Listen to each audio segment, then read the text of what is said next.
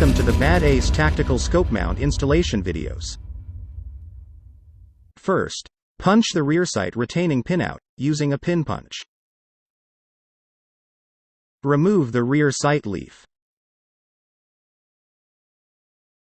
Unscrew the rear sight spring retaining screw. Punch the rear sight spring towards the receiver and remove it. To install the scope mount, first dry fit the steel base onto the rear sight base.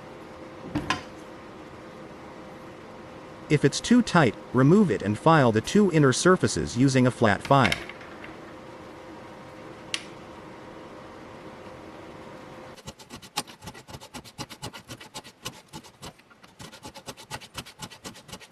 Remove a small amount material at a time until it can be pressed onto the sight base. This will establish a rock-solid base for the Picatinny rail. Clean surfaces with gun oil. Align holes of the scope mount and the rear sight base.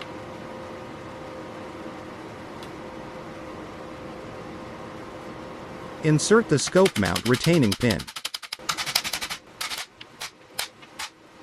Follow the thread locker instructions, clean all threads and apply the thread locker to screws.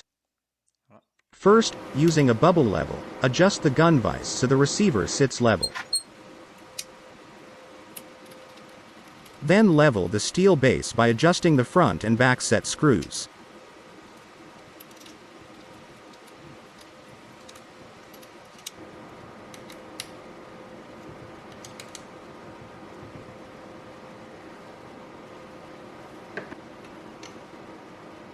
Install the Picatinny rail onto the steel base.